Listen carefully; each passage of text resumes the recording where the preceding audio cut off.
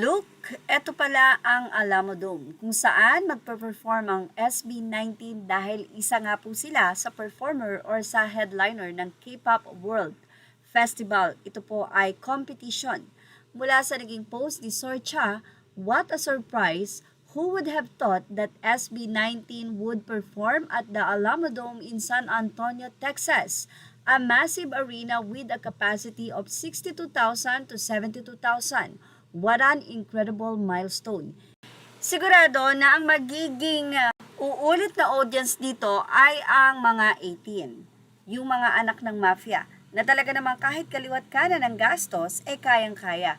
So sigurado po na iyon ang mga audience na mauulit.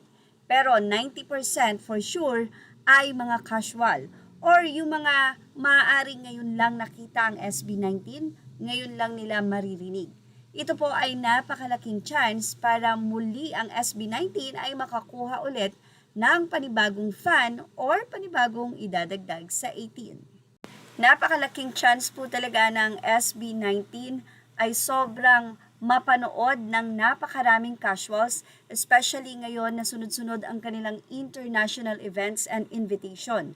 At isa na nga din itong K-pop world na kung saan sila pa ang kauna-unahang Pinoy pop na imbitado at hindi lang basta guest kundi performer sila at isa pa sa headliner.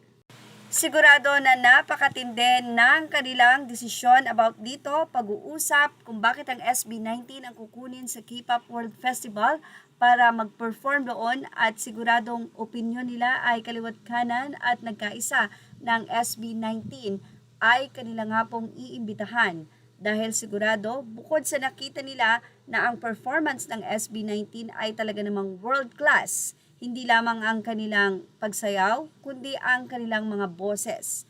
At syempre, karagdagan dito ang tindi at solid fanbase na meron ang SB19.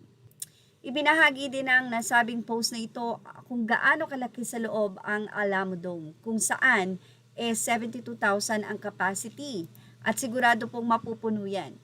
The event is hosted on Ticketmaster under the group's official artist page, listing the 2-day package for October 30 to 31, 2026.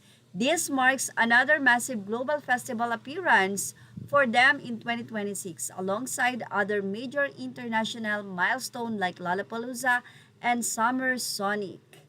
Congrats SB19 images are all credit to the rightful owners. Thank you for watching. Please like, share, and subscribe.